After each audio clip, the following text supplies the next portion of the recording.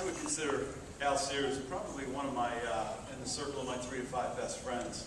And it really was a reunite, I would say, back the spring of my senior year, 1980, when I was in the town next door in Glen Ellen and coming over and having wrestling workouts with both Dave Tomac and Al and Jeff Jones, who are in the audience here today. Before that, at the age, I was 8, Al was 7.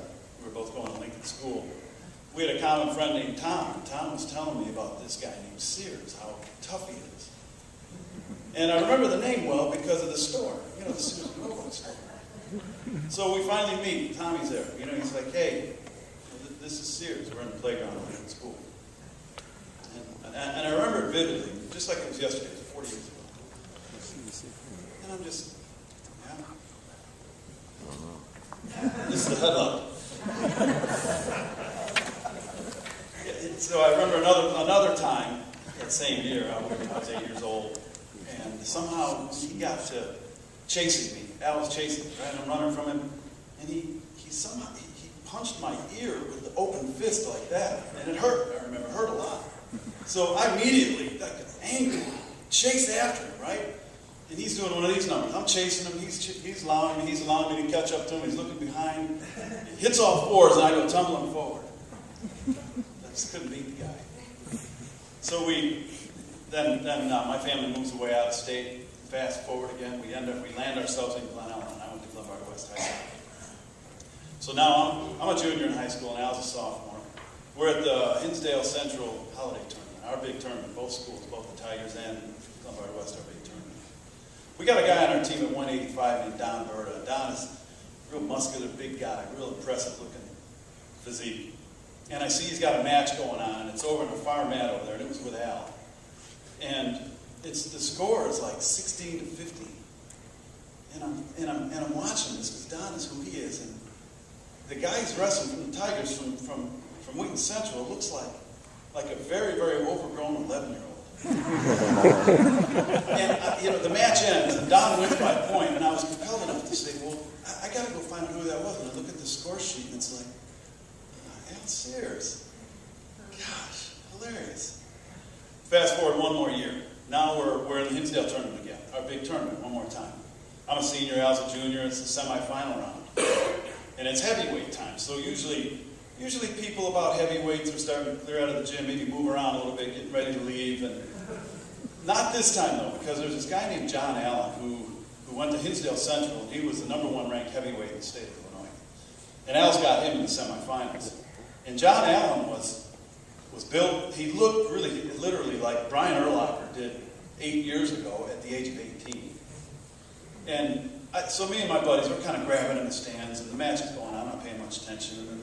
And I hear the crowd kind of, ooh, hear one of those. And I also hear a voice not too far from me that says, he's talking to him. So me and my buddies immediately look out there.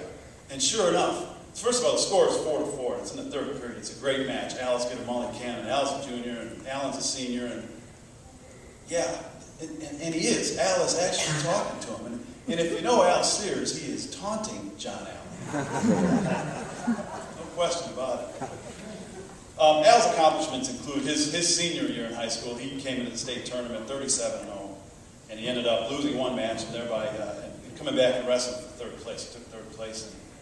And in the process of taking third place, he beat the previous state champ the year before, a guy named Taylor from Pekin, in a match to get to the third place match. Al was also an all-conference and all-area football player, lineman for the Tigers. And then he went on to the University of Southern Illinois at Edwardsville. And his freshman year, he took second in the country. And I think he won 20 matches in a row or something like that. So he made it to the finals. He also placed in the tournament the rest of his 3 years, so he was a 4-time All-American. By the time he was a senior, he took second again. He made the finals. And I remember it well because I was wrestling at University of Wisconsin-Whitewater. And cable was kind of new then. He was only 4 or 5 years old. And we actually watched the Division II finals on ESPN2 and watched Al wrestle. So as a result of him making it to the finals, he got a bid also. This is not on the credential list. He got a bid to qualify for the Division I national tournament, went there, and made it to the top 8, and he also was a Division I All-American. So Al is actually a 5-time NCAA All-American. And Al has the unique distinction of being the NCAA pin record holder. Pinning's the name of the game in wrestling. Not every match ends on a pin. Very few do, as a matter of fact. And Al had over 100 pins, 110 or 113, I'm going to say. Career pins in college, which is an amazing feat. And I don't see anyone ever breaking that. The final thing I'll say about Al Sears is I know him very well as a family man and a father.